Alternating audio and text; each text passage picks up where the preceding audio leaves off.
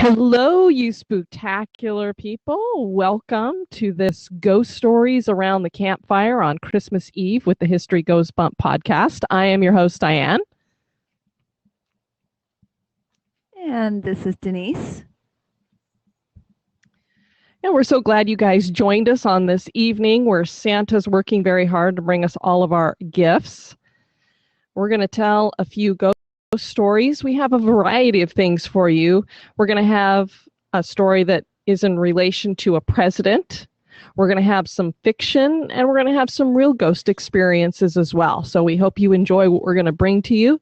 We're planning... Put a light on you, but it's not working. Well, we have these LED flashlights, and they just don't have the same effect that the flashlights used to have when we were kids. You know, when you try to do that creepy little thing where it was like, ooh. I have the lantern instead. So anyway, welcome to our back patio. This is where we live, and we've got our little fire pit going here. Trying to squeeze everything into one frame is kind of difficult, but I think you can kind of see the flames over here crackling. Of course, we've got Tiana and Rafiki are here with us as well. Hopefully they won't be barking and disturbing us. I thought we could start off with a story that Denise is going to share with us that is a ghost story that actually has some Christmas theming around it. I believe it's by S.E. Schlosser. Schlosser, I think is the name. So would you like to share that with us, Denise? Sure. Did you want me to hold the mic or the flashlight? How would you like me to work that? Maybe if you could hold the flashlight. I've got a dog, a flashlight. You got to talk into it right for the little green thing there. The sound thud of following footsteps echoed behind him as he hurried through the snowflakes toward home. They kept pace with him, quickening when he quickened and slowing when he slowed. It was creepy. His flesh crawled at the sound, and he sped up, cursing himself for walking home alone after the midnight Christmas Mass. Normally not a pious man, the middle-aged bachelor had suddenly been struck by a wish to hear the old Christmas song sung once again by the church choir, and had walked across town to attend the service. Now he regretted his choice as he passed dark house after dark house in the snowy night, and the footsteps ever followed. He sped up until he was nearly running and skidded into his street. A few more paces brought him to the bottom of his front steps, and he dashed up them. He realized suddenly that the following footsteps had ceased abruptly. He glanced behind him at the cross street from which he had just turned, and saw only one set of footprints in the snow-covered street where there should have been two. He frowned in puzzlement, and then shuddered as a cold breeze struck him, driving snow against his collar, and slammed against the door. Almost it seemed to pass through the door, but that was superstitious nonsense. His hand was shaking as he unlocked the front door and hurried inside. He expected darkness, but was delighted to see that the yellow glow of firelight coming from the study downstairs. I'm going to start that one again. I apologize. He expected darkness, but was delighted to see the yellow glow of firelight coming from his study doorway upstairs. His old housekeeper, whom he thought firmly asleep in her attic bedroom, must have lit the fire pending his return. He shrugged out of his coat and paused for a moment, amazed to find it still warm and dry, though he had walked for more than a mile through a snowstorm. It was almost as if he had been walking in, wait for it, a bubble of calm air, though he remembered the soft snowflakes hitting his face when he first stepped out of church, before the mysterious footsteps began. Dun, dun, dun. And there's the sound effects. His shudder was interrupted by a shout of greeting as his old friend Andy came hurrying out of the study. His whole face lit up in a grin at the unexpected surprise. The two men shook hands heartily and retreated back to the warmth of the firelight, talking so fast they stumbled over each other's words. Andy had left town years ago to take a government job in D.C., and they hadn't seen each other since. Nearly an hour passed before it occurred to him that his guests might be hungry. His offer of a meal was instantly accepted, but Andy was unwilling to leave the comfort of the fire to eat in the kitchen, so he jogged alone to fetch some food. He didn't wonder at his friend's reluctance to join him in the kitchen. Andy had looked very pale and kept shivering with cold while they talked. He hoped his friend wasn't ailing for anything. A few moments later, he was back with warmed-up meat and potatoes and a couple of glasses of beer, apologizing profusely as he handed Andy a plate for the mismatched dinnerware. Andy just laughed and hunkered down to eat. When they were both finished, he showed his friend to a guest room and then tumbled into his own bed to sleep, all his apprehension caused by the mysterious footsteps forgotten in the visit of his friend. He jumped out of bed Christmas morning and dashed immediately downstairs to the guest room to rouse his friend. Andy wasn't there, and the bed had not been slept in. That was odd.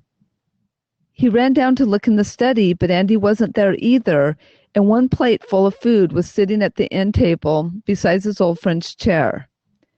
It was completely untouched, though he'd seen Andy eating from it the night before. Skin creeping at the thought, he ran to the kitchen and asked his housekeeper if she'd seen Andy. But the housekeeper had seen no one either the previous night or this morning. He flopped down on the bottom step of the staircase, completely baffled. Where had Andy gone?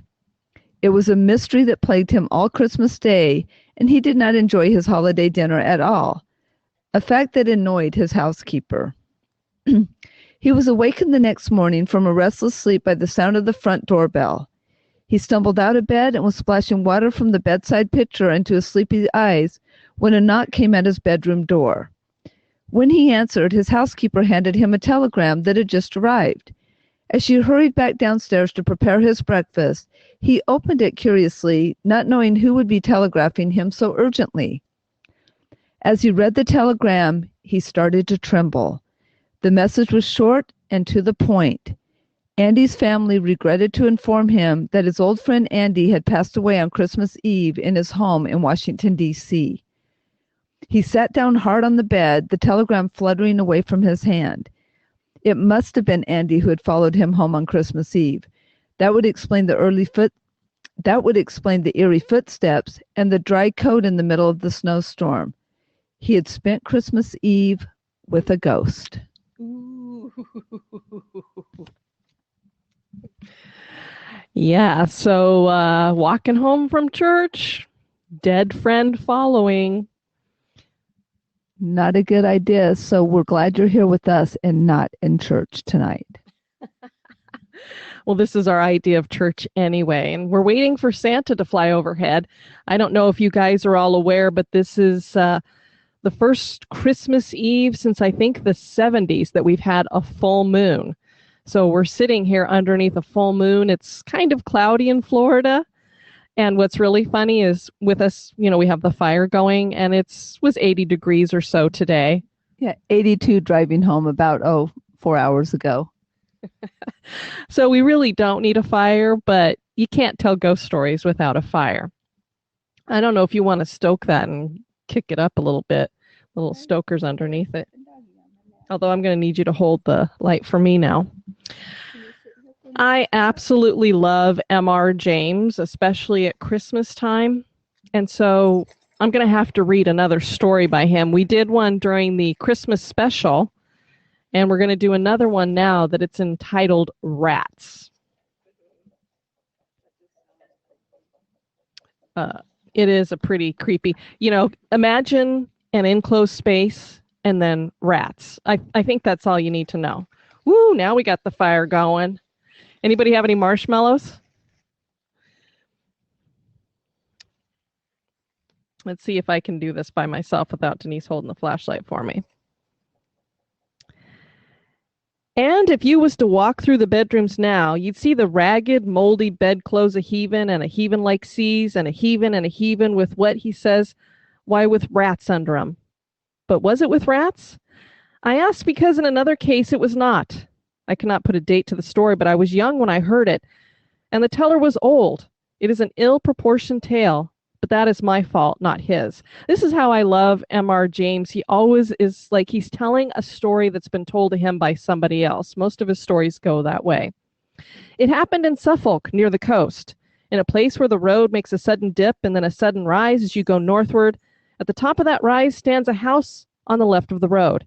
It's a tall red brick house, narrow for its height. Perhaps it was built about 1770.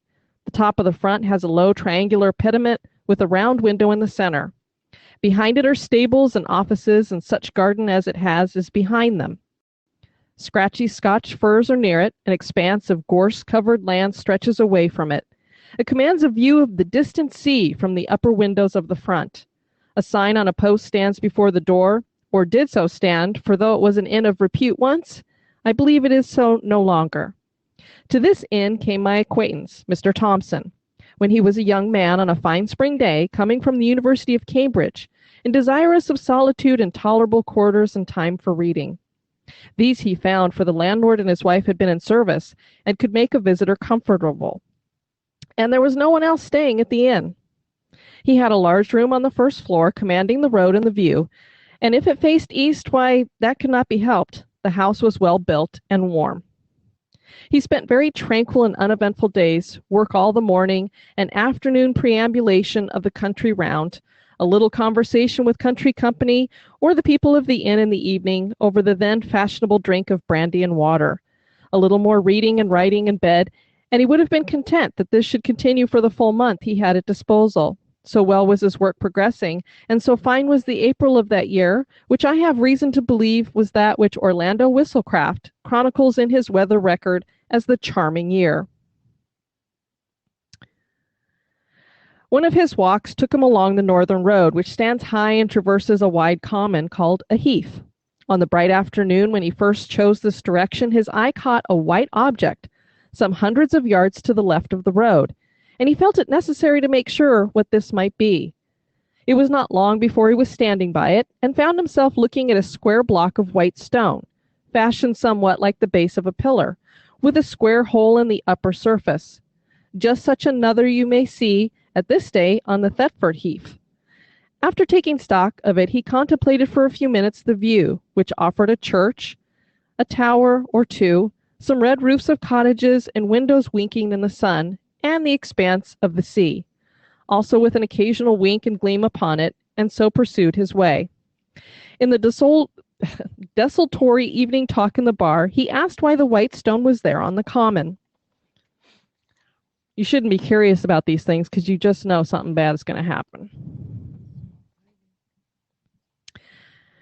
An old-fashioned thing, that is, said the landlord, Mr. Betts. We was none of us alive when that was put there. That's right, said another. It stands pretty high, said Mr. Thompson. I dare say a sea mark was on it some time back. Ah, yes, Mr. Betts agreed. I have heard they could see it from the boats, but whatever there was, it's fell to bits this long time. Good job, too, said a third. 'Twarn't a lucky mark by what the old men used to say. Not lucky for the fishin', I mean to say. Why ever not, said Thompson. Well, I never see it myself, was the answer. But they'd had some funny ideas, what I mean, peculiar, them old chaps, and I shouldn't wonder but what they made away with it theirselves. It was impossible to get anything clearer than this. The company, never very voluble, fell silent, and when next someone spoke, it was of village affairs and crops. Mr. Betts was the speaker. Not every day did Thompson consult his health by taking a country walk. One very fine afternoon found him busily writing at 3 o'clock. Then he stretched himself and rose and walked out of his room into the passage. Facing him was another room, then the stairhead, then two more rooms, one looking out to the back, the other to the south. At the south end of the passage was a window, to which he went, considering with himself that it was rather a shame to waste such a fine afternoon. However, work was paramount just at the moment. He thought he would just take 5 minutes off and go back to it, and those 5 minutes he would employ. The Bettses could not possibly object to looking at the other rooms in the passage, which he had never seen. Nobody at all, it seemed, was indoors. Probably it was market day. They were all gone to the town, except perhaps a maid in the bar. Very still the house was, and the sun shone really hot. Early flies buzzed in the window panes. So he explored. The room facing his own was undistinguished except for an old print of Bury St. Edmunds. The two next to him on his side of the passage were gay and clean, with one window apiece, whereas his had two. remained the southwest room opposite to the last which he had entered. This was locked, but Thompson was in a mood of quite indefensible curiosity, and feeling confident that there could be no damaging secrets in a place so easily got at, he proceeded to fetch the key of his own room, and when that did not answer, to collect the keys of the other 3. One of them fitted, and he opened the door. The room had 2 windows looking south and west, so it was as bright and the sun as hot upon it as could be. Here there was no carpet, but bare boards. No pictures, no washing stand, only a bed in the farther corner, an iron bed with mattress and bolster covered with a bluish check counterpane. As featureless a room as you can well imagine, and yet there was something that made Thompson close the door very quickly, and yet quietly behind him, and lean against the windowsill in the passage, actually quivering all over. It was this, that under the counterpane someone lay, and not only lay, but stirred. That it was someone and not something was certain, because the shape of a head was unmistakable on the bolster, and yet it was all covered. And no one lies with covered head but a dead person. And this was not dead, not truly dead, for it heaved and shivered. If he had seen these things in dusk or by the light of a flickering candle, Thompson could have comforted himself and talked of fancy. On this bright day, that was impossible. What was to be done? First, lock the door at all costs. This is like the rules of a horror movie. Very gingerly he approached it, and bending down and listened, holding his breath, perhaps there might be a sound of heavy breathing and a prosaic explanation. There was absolute silence. But as with a rather tremulous hand he put the key into its hole and turned it, it rattled, and on the instant a stumbling, padding tread was heard coming towards the door. Will you hold this for a minute? I just need to take a sip of water really quick. So I've left you hanging with somebody coming towards the door. Whatever was underneath that window pane.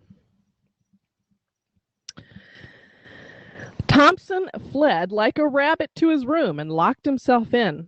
Futile enough he knew it was. Would doors and locks be any obstacle to what he suspected? But it was all he could think of at the moment, and in fact, nothing happened. Only there was a time of acute suspense, followed by a misery of doubt as to what to do. The impulse, of course, was to slip away as soon as possible from a house which contained such an inmate. But only the day before, he had said he should be staying for at least a week more. And how, if he changed plans, could he avoid the suspicion of having pried into places where he certainly had no business? Moreover, either the Betzeses knew all about the inmate and yet did not leave the house, or knew nothing, which equally meant that there was nothing to be afraid of, or knew just enough to make them shut up the room, but not enough to weigh on their spirits. In any of these cases, it seemed that not much was to be feared, and certainly so far as he had no sort of ugly experience, on the whole, the line of least resistance was to stay. Denise, would you stay? No. I don't know what I would do, because you don't know that it's anything bad. You just know that it's a room that's locked up. So it would seem it's something they don't want you to know about. But is it really bad? I don't know. I think I would go spend the night somewhere else. Well, he stayed out his week. Let me take another sip of water. Denise, can you grab this? Yep. See, that smoke from that fire is getting to me a little bit, I guess. You need to stoke it or something. It's starting to go out again. Well, he stayed out his week. Nothing took him past that door, and often as he would pause in a quiet hour of day or night in the passage and listen, no sound whatever issued from that direction. You might have thought that Thompson would have made some attempt at ferreting out stories connected with the inn. Hardly perhaps from Betts, but from the parson of the parish, or old people in the village. But no, the reticence which commonly falls on people who have had strange experiences and believe in them was upon him. Nevertheless, as the end of his stay drew near, his yearning after some kind of explanation grew more and more acute. On his solitary walks, he persisted in planning out some way, the least obtrusive, of getting another daylight glimpse into that room, and eventually arrived at this scheme. He would leave by an afternoon train, about 4 o'clock. When his fly was waiting and his luggage on it, he would make one last expedition upstairs to look round his own room and see if anything was left unpacked. And then with that key, which he had contrived to oil, as if that made any difference, the door should once more be opened for a moment and shut. So it worked out. The bill was paid, the consequent small talk gone through while the fly was loaded. Pleasant part of the country, been very comfortable. Thanks to you and Mrs. Betts. Hope to come back sometime. On one side. On the other, very glad you found satisfaction, sir. Done our best. Always glad to have your good word. Very much favored we've been with the weather, to be sure. Then I'll just take a look upstairs in case I've left a book or something out. No, don't trouble. I'll be back in a minute. And as noiselessly as possible, he stole to the door and opened it. The shattering of the illusion. He almost laughed aloud. Propped, or you might say sitting, on the edge of the bed was nothing in the round world but a scarecrow. A scarecrow out of the garden, of course, dumped into the deserted room. Yes, but here amusement ceased. Have scarecrows bare bony feet? Do their heads loll onto their shoulders? Have their iron collars and links of chain about their necks? Can they get up and move? If never so stiffly across the floor, with wagging head and arms close at their sides, and shiver? The slam of the door, the dash to the stairhead, the leap downstairs were followed by a faint. Awakening, Thompson saw Betts standing over him with a brandy bottle and a very reproachful face. You shouldn't have done so, sir. Really, you shouldn't. It ain't a kind way to act by persons as done the best they could for you. Thompson heard words of this kind, but what he said in reply he did not know. Mr. Betts, and perhaps even more Mrs. Betts, found it hard to accept his apologies and his assurances that he would say no word that could damage the good name of the house. However, they were accepted. Since the train could not now be caught, it was arranged that Thompson should be driven to the town to sleep there. Before he went, the Bettses told him what little they knew. They say he was a landlord here a long time back, and was in with the highwaymen that had their beat about the heath. That's how he come by his end. Hung in chains, they say, up where you see that stone, what the gallows stood us. Yes, the fishermen made away with that, I believe, because they see it out at sea, and it kept the fish off, according to their idea. Yes, we had the account from the people that had the house before we come. You keep that room shut up, they says, but don't move the bed out, and you'll find there won't be no trouble. And no more there has been. Not once we haven't come out into the house, though what he may do now, there ain't no saying. Anyway, you're the first I know that's seen him since we've been here. I never set eyes on him myself, nor don't want. And ever since we've made the servants' rooms in the stable in, we ain't had no difficulty that way. Only I do hope, sir, as you'll keep a close tongue, considering how a house do get talked about, with more to this effect. The promise of silence was kept for many years. The occasion of my hearing the story at last was this, that when Mr. Thompson came to stay with my father, it fell to me to show him to his room. And instead of letting me open the door for him, he stepped forward and threw it open himself, and then for some moments stood in the doorway, holding up his candle and looking narrowly into the interior. Then he seemed to recollect himself and said, I beg your pardon, very absurd, but I can't help doing that for a particular reason. What that reason was, I heard some days afterwards, and you have heard it now. So it makes you wonder, was that like a skeleton or what in there? Because he said it was like a scarecrow, but we know it wasn't a scarecrow. So that was a tale by M.R. James. And I don't know why it says that it was entitled Rats, because I don't think that's the name of that story. Because it says Rats full text, but, or maybe it's Dublin Core. No, it says Rats. Huh. I don't think that was Rats, though. This is from 1929. Ooh, Denise has got the fire going again.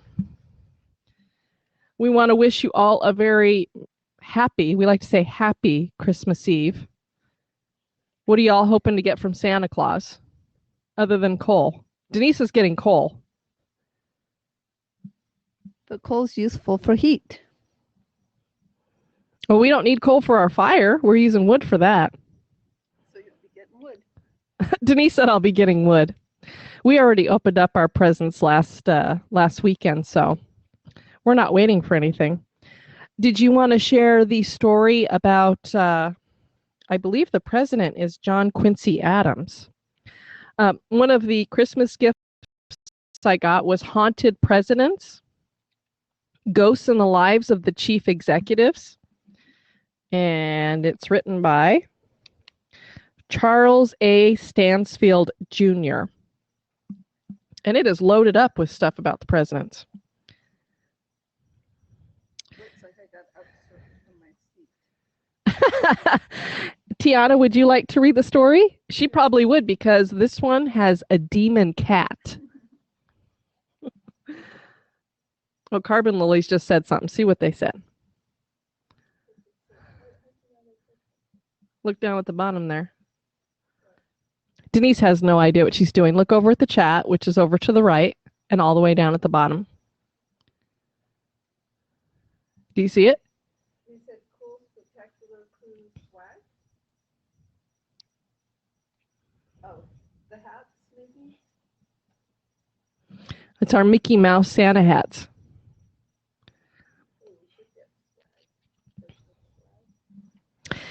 Well, we are going to be drawing tomorrow for a History Goes Bump logo mug, and the other thing is Ghost Tales from Dixie, I believe, which is by Pat Fitzhugh. It's a great book. All right. Oh, you just don't lose your finger because you just lost your bookmark. Well, you're going to have to make Tiana move so you can read the story. Or are you going to read it there? You mean my bookmark that says we would find you more interesting if you were dead? Tiana, you're about to get booted. I'll try to sit on the edge. I have one at my feet, one at my... Can Mommy share a seat with you? Oh, boy. This is where they might see Demon Cat come out. And Tiana, when I try to move the pup, she might get Demon Cat coming out in just a minute. Come here, baby. Oh, no, she's going to be sweet. Okay. I put the mark back in. This one.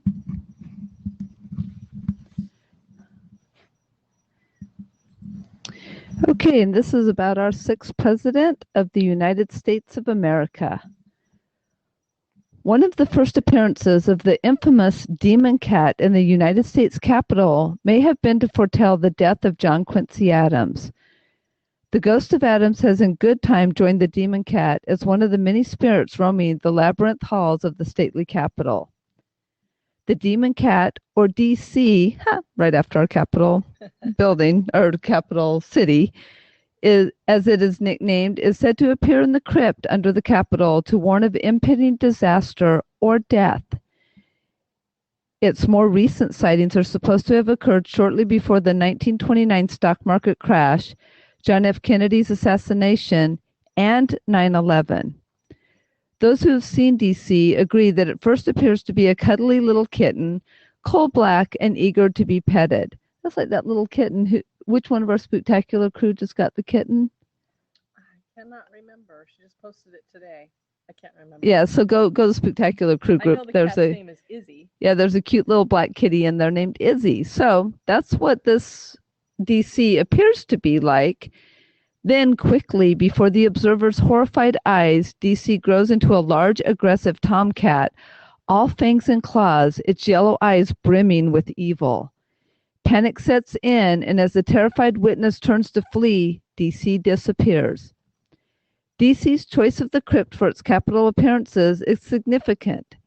The crypt was intended to receive the body of George Washington, so that in a sense the whole Capitol would be his monument. Washington, however, left instructions that he was to be buried on the grounds of his beloved Mount Vernon, and so his Capitol crypt was never occupied except for by DC. DC also has been reported in the basement of the White House. That that it materialized in the Capitol to foretell Adams' death rather than the White House accurately reflects Adams' political career. His one term as president probably was not the highlight of his life as far as he was concerned. Many historians agree it is notable that the president's ghost haunts several locations within the Capitol and not the White House. Adams entered the White House on March 4, 1825, under a cloud of distrust and disrespect. In the hotly contested election of 1824, 4 major candidates sought the presidency. None achieved a clear majority, but Andrew Jackson earned a plurality of both the popular and electoral college votes. It was up to the House of Representatives to choose the winner. Adams cut a deal with Henry Clay, who came in third in popular votes and happened to be the Speaker of the House. Clay supported Adams, who as president made Clay Secretary of State. Jackson and his many supporters never forgave Adams. After Jackson resoundingly defeated Adams in the 1828 election, Adams refused to attend Jackson's inauguration and returned home to Massachusetts. His home state then sent him back to Washington for 8 consecutive terms in the House of Representatives. No doubt Congressman Adams was much happier than President Adams. On February 21, 1848, John Quincy Adams collapsed on the floor of the House. He was carried to the nearby Speaker's room, where he died 2 days later. The phantom of Adams haunts the Speaker's room. The bald, high-domed head is fringed with long, wispy white hair. The almost transparent ghost has a stern, no-nonsense expression that frequently becomes a deep frown. This is anything but a light-hearted spirit, for Adams was a serious man with a serious quest. All his life he was a determined foe of slavery. He foresaw that a great civil war might be necessary to finally abolish human slavery. He said, though it cost the blood of millions of white men, let it come. Let justice be done though the heavens fall. Adams was the only president who knew both the nation's founding fathers and Abraham Lincoln, with whom he served in the House during Lincoln's term in Congress. In addition to the Speaker's room, the ghost of Adams is said to haunt the old Supreme Court chamber in the Capitol, and for good reason. A lawyer by trade and a passionate abolitionist by heart, Adams defended 53 Africans in the famous 1841 Amistad case. The Amistad was a Spanish ship transporting slaves from Africa bound for Cuba. In mid-ocean, the slaves revolted, killed the ship's officers, and then sailed to an American port. The government intended to send the Africans to Cuba to be tried for murder and enslaved if not executed. The Africans wanted to go back to Africa. Anti-slavery groups asked Adams to argue for the defense.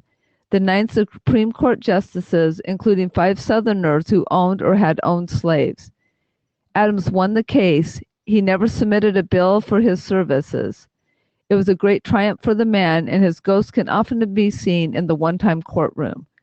The phantom paces the floor, and it makes its silent argument. This ghost is not distracted by the living. If a person intrudes on its dramatic appeal to the court, the image just slowly fades into oblivion. Some claim to have spotted Adams' ghost at his burial place in the crypt he shares with his father, mother, and wife at United First Parish Church in Quincy, Massachusetts. That particular venue, however, does not seem to host a spirit as frequently as the 2 locations in the U.S. Capitol that represent the distinguished man's proudest accomplishments. So apparently his ghost gets around quite a bit, although one of those sounds more like a residual haunting than the courthouse one. Yeah. If people can pass through and it doesn't seem to bother him. Then I thought we could share a legend that comes from near us here in Florida. And this is out of Florida's Ghostly Legends and Haunted Folklore. It's volume number 1 by Greg Jenkins. Can I have you hold that?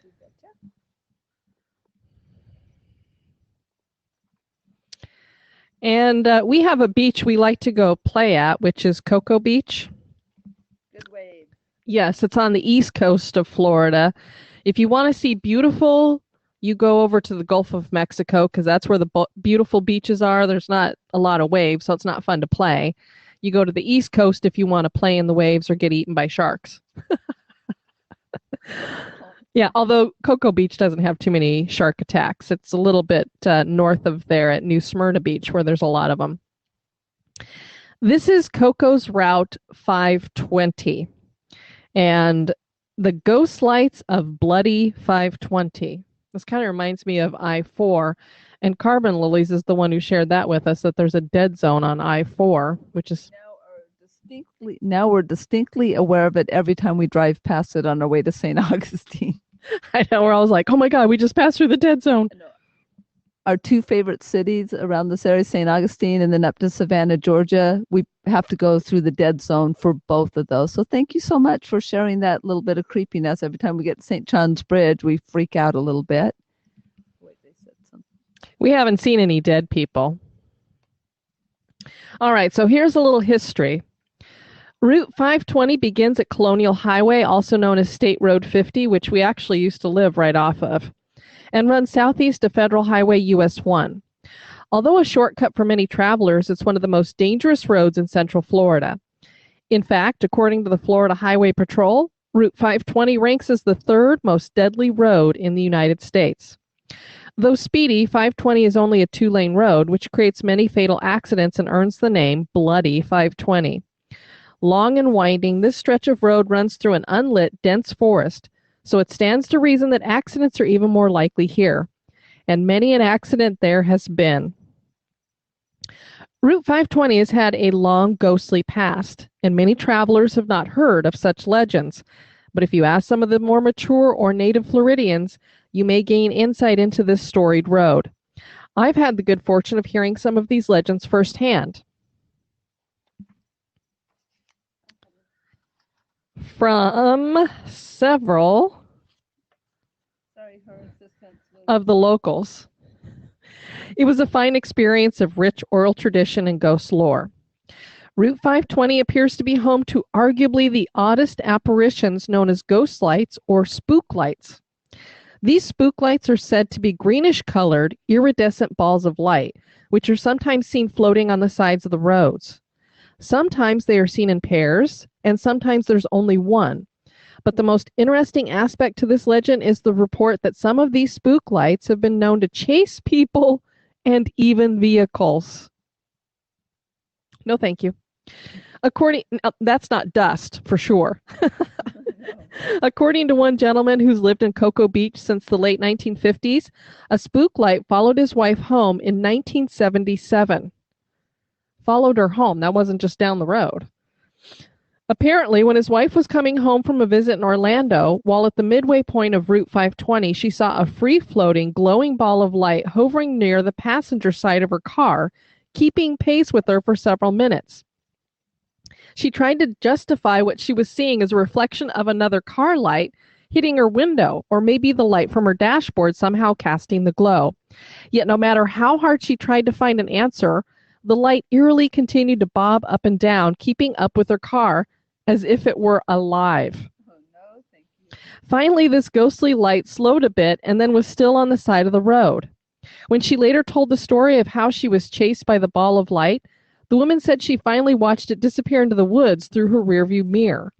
Not surprisingly, the gentleman who supplied this wonderful tale also told me that his wife would never take nocturnal journeys through Route 520 alone again. Can't say I blame her. Another story came from a cook at one of Cocoa Beach's roadside diners.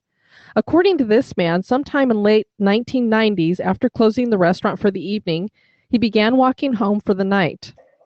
Whoa! And the wood falls and Denise goes, ah! His home was about 1.5 miles down Route 520. So being without a car was usually not too much of a problem. While walking on the left side of the road, however, he noticed a faint greenish light about 50 yards into the dense woods. This light was pulsating like a lantern, and so he thought it must be some local hunters looking for possum or raccoons. But there was something about this light that didn't quite add up. As the man continued for home, the light seemed to be keeping pace with them, and then suddenly, as if out of nowhere, a second dimmer light appeared behind the first. Now the weary traveler admitted that he was getting a little nervous and quickened his pace for home, all the time wishing the lights would just stop. These lights continued to follow this gentleman for nearly 20 minutes, bobbing up and down, just as if they were hunter's lanterns, which he hoped they were. No such luck. Within a few minutes, the first light seemed to move upward as if climbing a tree, while the second light got very dim and finally faded to just a small dot of light. By this time, our traveler was quite fearful, and so he crossed the road and quickened his pace even more, looking back only to find the floating ball of light now in the center of the road. The cook confessed that when he saw this, he decided to stop and hold his ground in case this was someone pulling a prank. He was ready to chastise the prankster, but when the light flickered and then extinguished altogether, he changed his mind and raced home, never to see the ghostly ball of light again. Although the cook was quite jovial when telling this story, he admitted that he has a car now, and if for some reason he were to be stranded, he would not walk home at night alone, not on Route 520 anyway. So the man who authored this had some afterthoughts, and he said, in my quest for some kind of logical explanation for this phenomenon, I asked different people with various specialties, and each had different answers. When I asked a biologist and professor what these balls of light could be, he said that it was most likely, what do they always say the answer to everything is, Denise? Whether it's a UFO or a ghost? Swamp gas. Yes. The natural ignitions of decomposing methane. Yeah, well, it's methane, so it could probably clear a room or bring a plane down just like sheep farts. This sounded like a stable scientific explanation, yet I had to wonder if swamp gas could chase a car, yes, or follow someone walking down the road at night. His other response was even more scientific. He simply said that it was the witness's imaginations. I'm sure when something follows you for 20 minutes, it's got to be your imagination. The second person I asked was an officer with the Florida Highway Patrol. He said that he'd heard similar stories from people over the years, but he'd never seen these spook lights himself. He did say, however, that he has seen more than his share of fatal accidents on Route 520, and that if there could be a stretch of road that is haunted, it would be 520 for sure. This was an unexpected reply, especially from someone like a law enforcement officer, but it seems to make sense to me, as 520 is practically a graveyard. Apparently, the most common time these spook lights are witnessed is between 10 p.m. and 3:30 a.m., so when you're driving alone on Route 520, remember to buckle up, keep your eyes on the road, and don't push the speed limit because the Florida Highway Patrol may not be the only ones watching you. I think we'll stay off that route. Is that how we go to Cocoa Beach? This is not good. I don't know. I was going to see if we had another interesting tale. What time is it? I don't know. Can you see on the thing? Looks like we're at 7:40 something. Let's see what else we have in here.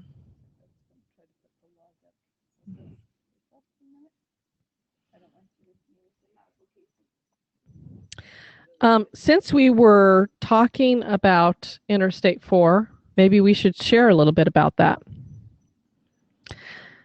Interstate 4, or I-4 as it's known, is the main highway running from Tampa Bay on the west coast area to Daytona Beach on the east. I-4 gives motorists access to every city and township in Central Florida, and we drive on it all the time. It runs from Polk County to the bustling city of Orlando to the spring break haven of Daytona. As Central Florida's only east-west interstate, I-4 is certainly a benefit for Florida's residents and visitors alike. It's raining ash on me. Did you burn yourself? Can I ask why you're grabbing the wood with your fingers? Because I'm invincible. Denise apparently thinks she's Wonder Woman. Here, actually, that was Superman. You could put your hand in the flame and it won't burn you. Well, I'm covered in ash. Since its construction, Central Florida has grown dramatically. Officials estimate that the population has tripled since the 1960s. Many of the people I've interviewed over the past year, especially in Orlando, can reminisce about the old days of Central Florida's past. They've related to me that Orlando was once a small series of dirt roads and quaint orange groves. Many of the older people I've spoken with have a less than friendly attitude toward the vacation wonder that's Walt Disney World, Denise. Hey, they might not even have food if it wasn't for Disney. Unfortunately, when a township dries up and its inhabitants move on, or when progress runs through a small town and its surroundings, the most personal part of the town may be covered up or even destroyed. One such part of our pioneer past was a small colony, which included a farmhouse and a tiny cemetery in its backyard that were obliterated by the progress of I-4's construction. Near the St. Johns River, a family, a father, a mother, and 2 children died of yellow fever and were buried behind their log cabin in a small plot under a camphor tree, surrounded by a rustic wooden gate. This family was one of about 4 families who settled near the St. Johns River in November of 1886 as part of a religious colony. And we actually know a little bit more about that. It was actually, they were all Swedish, so they'd come over from Sweden. The physical remains as well as the very legacy of this small colony are gone now, yet something is said to remain there, something not quite right. In the late 19th century, the Department of Agriculture and the governor of Florida formed the Florida Land and Colonialization Company. This government agency was created to establish population and commerce in all areas of the then frontier state. The organization offered a beautiful spot of land to the Roman Catholic Church for colonization. This church was, of course, delighted with the homesteading offer and immediately began designing what would become St. Joseph's Colony. Father Felix Prosper Swemberg was designated to lead St. Joseph's Colony and began administering God's word to all the residents of the colony. Father Swemberg was soon called to Tampa, however, to assist those stricken by a yellow fever outbreak, and sadly, after only a short time on the West Coast, Father Swemberg himself contracted the illness and died within a few weeks. Yellow fever was devastating here in Florida.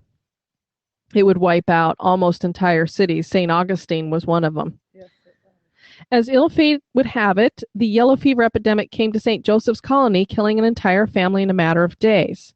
Father Swemberg was dead, so there was no one to give last rites to the dying, and the 4 victims were quickly buried without any formal ceremony. With no family gathering and no absolution, it was a sad farewell indeed.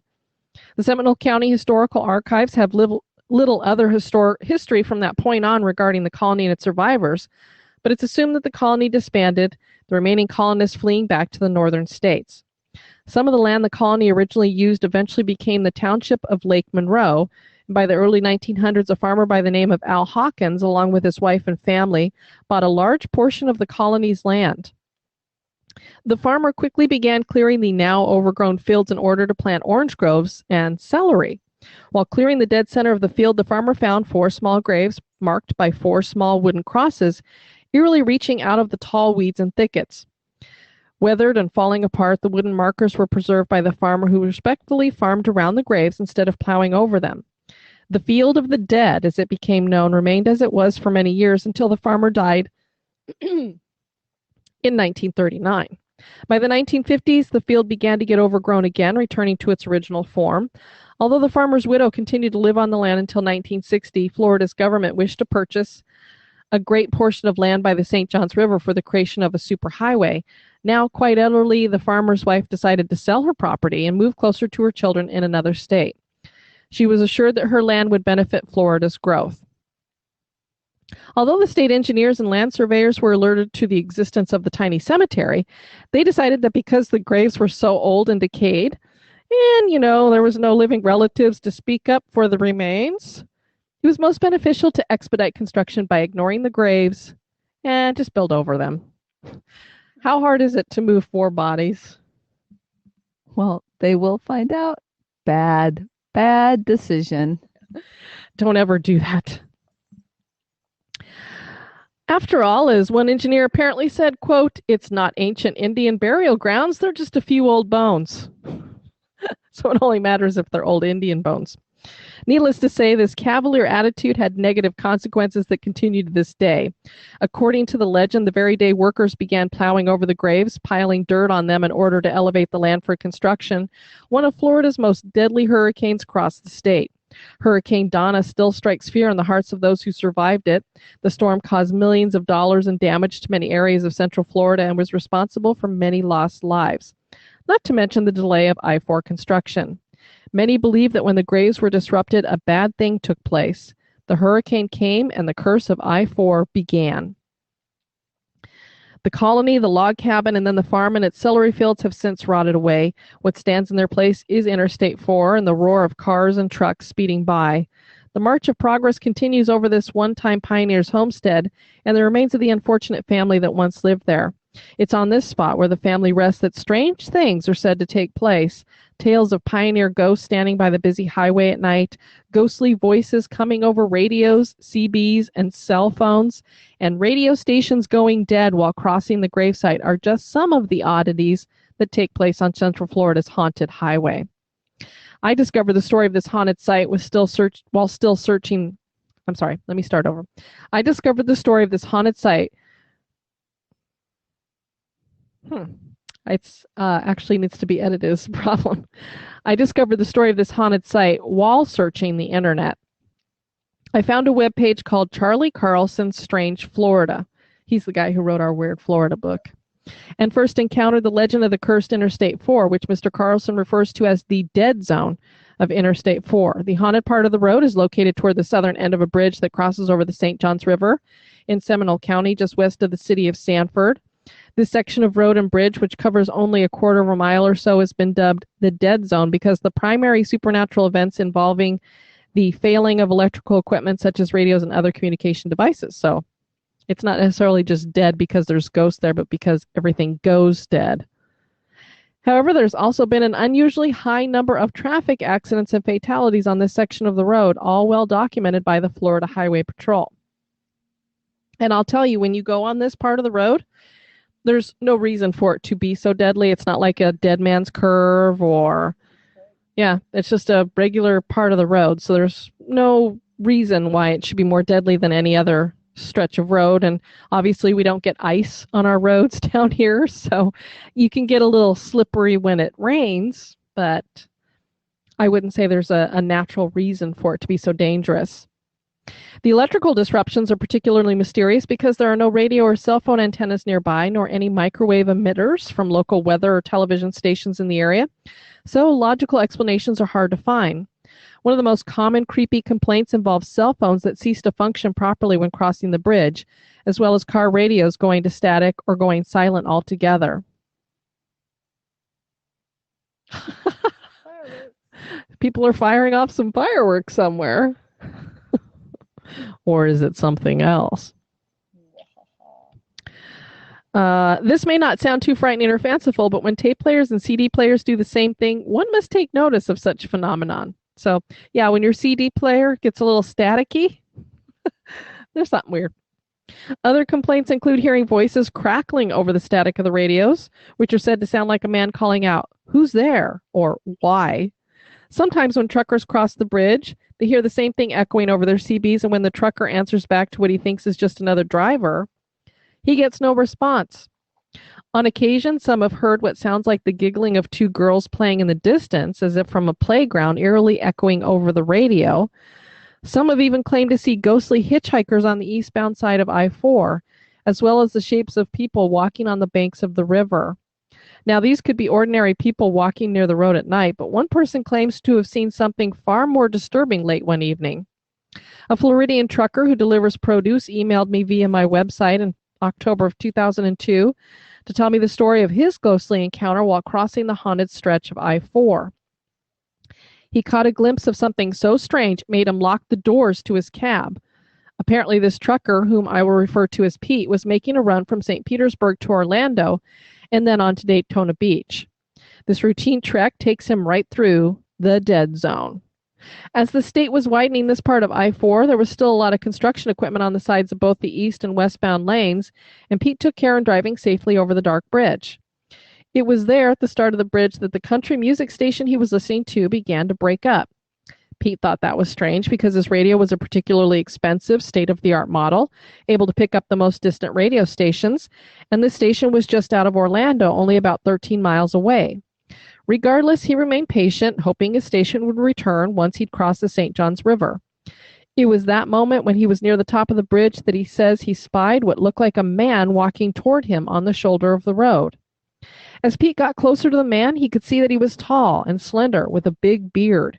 His features were dark, especially his eyes, almost as if there were no eyes, just empty sockets. He was wearing odd clothes, kind of tattered and certainly out of style. He wore a round hat with a wide brim, a hat similar to the actors on the TV show Little House on the Prairie. Certainly, driving trucks for a living can introduce someone to a lot of strange things and even strange people. But what Pete saw was more than just something strange. What he remembered most was the color surrounding the image, as if a faint bluish light was being shined on the roadside man from nowhere. Pete admitted that the whole event was weird. Weird enough to give him the shivers, and weird enough to make him lock the cab doors. As he passed this glowing man, he got the urge to look behind him as best he could for just one more look. But when he did, he saw absolutely nothing. The ghostly wayfarer was gone. Pete's email was brief, and he expressed that he was not a fanciful man prone to, as he put it, spook stories. But that particular night, he began to think just a little differently. Pete continues to drive over this stretch of road as he has done for the last 10 years, and although he has not written back to report any other encounters, I'm sure that he will always keep a lookout for a ghostly glow or an odd man walking on the side of I-4, and I suspect that Pete might just continue to lock the doors to his truck when crossing the graves on those dark, moonless nights. Very, very creepy indeed. Do you still have that other book? All right, we'll do a little audience participation here. Now, the guy who wrote this book about the presidents has something nearly about every single president. So name a president that you would like to hear something about, and we'll see if he's in here and what we've got. Yeah, Rod, you want to say hi? Titi, want to come say hi? Oh, great. Here come the dogs. There's Tiana. Say hi. Hi to the computer. She goes, I don't even know what I'm looking at. Like that. Don't let her push anything so she doesn't turn it off. Yes. She's like, I don't even know what I'm looking at. Andrew Jackson. All right. Let's see what we got on Andrew Jackson in here. The flashlight's over here. That's all right. All right. Andrew Jackson. If ever there was a man with a history, it would be him.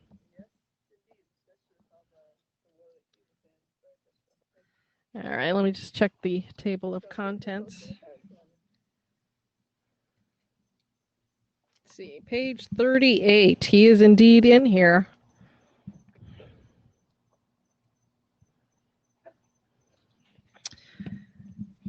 All right.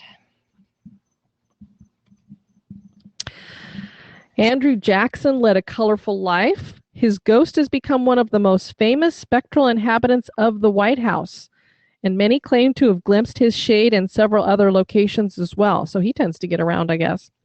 He was our 7th president here in America from 1829 to 1837. The term charisma wasn't used in the early 19th century, but Jackson had plenty of it.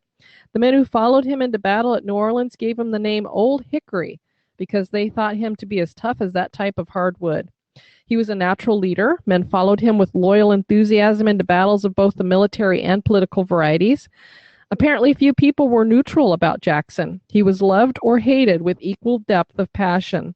A redhead like Washington and Jefferson. I didn't know Washington was a redhead. Did you? No, because all the pictures show him with the white wig, so who would have known? Jackson had a fiery temper. Like Washington, Jackson could curse with the best of them. In the heat of battle, he displayed an extensive and inventive vocabulary of profanity. His mastery of invective was put to frequent use when he was frustrated by political opponents. Perhaps this is why his ghost in the White House is heard more often than it is seen. Uh-oh. So it's like a bad parrot. You just have this ghost saying naughty words. Several first ladies and many White House staffers over the years believe they heard Jackson's ghost stomping about and swearing in his one-time bedroom on the 2nd floor.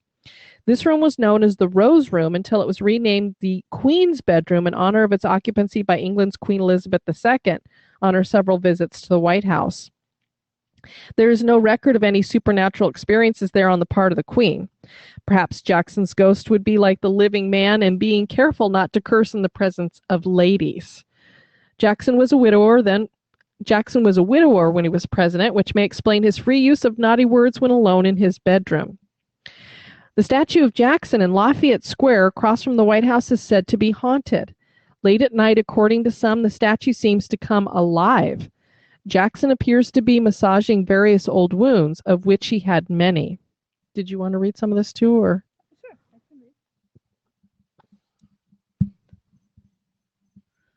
I'll leave it on your lap. How's that?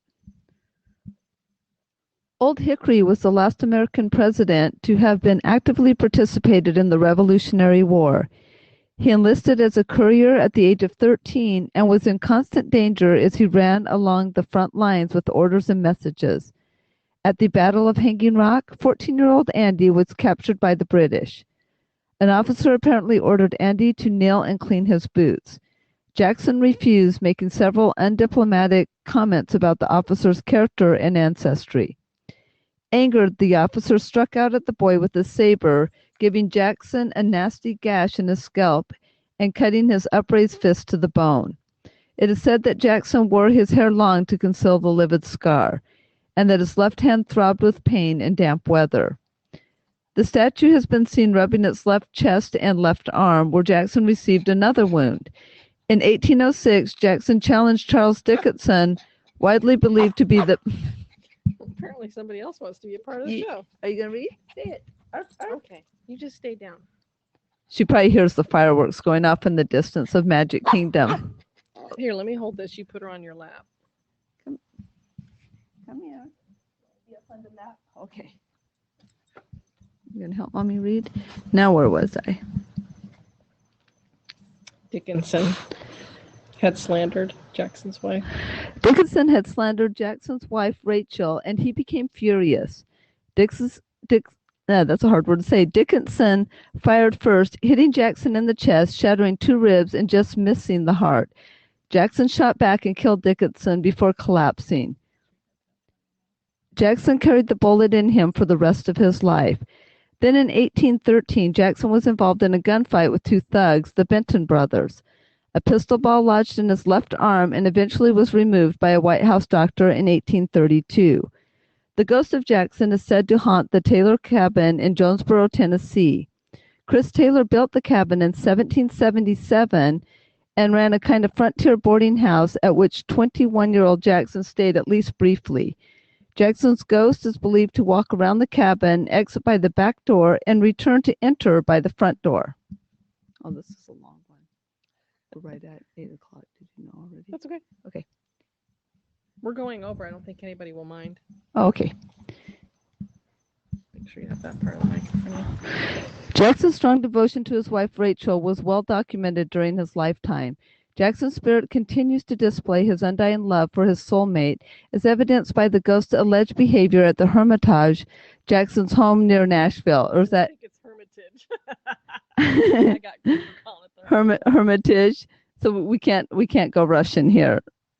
Okay, now our Tennessee people are going to kill us again with that pronunciation. Oh well. For all Jackson's reputation as a hard man, he had a tender romantic side and was deeply in love with Rachel. Andrew met Rachel when he stayed at the boarding house run by Rachel's mother.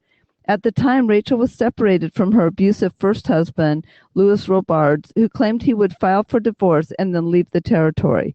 So Andrew and Rachel got married. Years later, however, when Jackson had risen to national fame, Robards tried to blackmail the Jacksons, asserting that Rachel had committed bigamy. Rachel had to divorce him and remarry Jackson, whose political enemies labeled his wife as a loose woman, which she definitely was not. And I remember them telling us that story on the tour in Nashville, Tennessee, the ghost tour we did. Yeah, Rachel actually is a ghost too. Jackson figured that by entering politics, he had opened himself to all manner of criticism and character assassination, but with furious attacks on Rachel. A month after his victory in the rancorous election of 1828, Rachel died of a heart attack. Jackson was overwhelmed with grief. He buried her in the flower garden she planted and visited her grave every day while in residence at the Hermitage. While in the White House, Jackson read every evening from Rachel's prayer book while holding a miniature portrait of her in his hand. He had erected over her grave a small Greek-style temple and was buried beside her in June of 1845, 17 years after her untimely death. Jackson always believed that Rachel's fatal heart was caused by the stress of the vicious gossip directed at her during the political campaign. His White House sessions with her prayer book and portrait may have been private seances in which he communed with her soul. Do you want to read a little bit some more? In January 1835, 2 years after Jackson left office, an unemployed house painter named Richard Lawrence attempted to shoot the president as he left the Capitol. Lawrence's gun misfired, so he drew a second pistol and aimed, but that weapon also misfired. Rachel is said to have come to Andrew in a dream that night saying that this miraculous escape from death meant that Jackson was a man of destiny and would be remembered as one of America's great presidents. I would say that seems a little supernatural, too, to have two guns misfire. I have a feeling Rachel was helping her love and then just gave him some stuff to go on because she was that kind of girl. This further deepened Jackson's belief that he and Rachel had a mystic bond that transcended death itself. Some people report that Andrew and Rachel Jackson's spirits still appear in the Hermitage and at the little temple that marks their graves. The couple's described as being like wisps of fog or even almost transparent. They are so focused on one another that they pay no attention to the living. The phantom lovers are said to hold hands and kiss just before fading from view. Jackson had other brushes with the supernatural. Shortly after his famous victory at New Orleans, he became interested in the story of the Bell Witch. And I'm sure any of you who know anything about the Bell Witch have probably heard the story of Jackson meeting up with the Bell Witch. It's what gives it a lot of credibility. This malevolent spirit who harassed John Bell and his family in the early 1800s is one of America's best known and best documented hauntings. The Bell family had a farm near Nashville. A phantom, identifying herself as Kate, sometimes appeared as a cat, vulture, or dog, attacking Bell's family by punching, scratching, and biting them in the night. Jackson heard about the witch and decided to confront her. With military precision, he hired a witch layer, or ghost hunter. I didn't know that's what they used to call ghost hunters, witch layers, to accompany him and his good friend Sam Houston, who had fought under Jackson at New Orleans. According to the story, as Jackson's carriage turned onto Bell's farm, the wheels seemed to be frozen to the ground. Nothing could budge it. A deep voice issued from a nearby bush, "I'll see you tonight, General." Jackson caught no sleep that night as unseen teeth and nails left him a bloody and bruised man. So he didn't just see something, he was attacked. He departed in defeat, saying he'd rather fight the British than the Bell Witch. Incidentally, the Bell Witch is supposed to have persisted in her torments for more than a century. According to some, she still haunts a nearby cave, the Bell's Witch Cavern, and I don't know how many of you have been watching the show that's been on TV, but it's been pretty good. In contrast to forming half of an obvious devoted couple, the supposed ghost of Rachel Jackson is said to haunt the Tennessee state capitol, and we heard about that when we were on the ghost tour. Her shade is believed to appear most often in the tower of the building. Since the Capitol was not completed until after Rachel's death, she could not have been familiar with the building in life. It's not clear why Rachel's spirit would visit the state capitol, but perhaps ghosts need not follow any rules. So far, Rachel's ghost does not seem to have caused any harm or wreaked any mischief on the politicals there, which might be testimony to her strong religious principles. The vicious gossip directed at her by partisans of the opposing political party certainly wounded her husband. Rachel's epitaph reads, "A being so gentle and so virtuous, slander might wound, but could not dishonor." And so, if Rachel's spirit haunts the Capitol, it is consistent with the living lady that she evidently bears an ill will towards partisan politics. A seldom seen but most interesting ghost at the Hermitage is that of Lincoya, the Jacksons' adopted Native American son. The orphaned infant was found on the battlefield at Tullahachee in 1813, where Jackson had just defeated a faction of Creek Indians known as the Red Sticks. When soldiers brought the tiny boy to Jackson, he immediately decided to adopt him. Lincoya was raised at the Hermitage as Jackson's son, sadly dying of tuberculosis just 5 months before Jackson won the presidency. It's claimed that Lincoya's apparition appears as an energetic and playful boy of 8 or 10 running across the lawn at the Hermitage. Well, I know a location we need to visit the next time we're in Tennessee. The Hermitage. All right. Well, that is it for our ghost stories around the campfire. Thank you to those of you who joined us. We actually recorded this. We're going to get it up on YouTube. So if you want to tune into it again, or for anybody who's missed it, you will have the opportunity to watch it. And this has been fun. So we'll probably do some more blabs like this, maybe even do it, do a couple of live shows this way. Might be kind of fun as well. You guys have a very Merry Christmas and a Happy New Year. And hopefully Santa brings you everything you want. Yes. So Happy New Year, Merry Christmas, everybody, and I look forward to 2016 with our spooktacular crew and other listeners. I've been your host, Diane. And this has been Denise. You take care now. Bye-bye.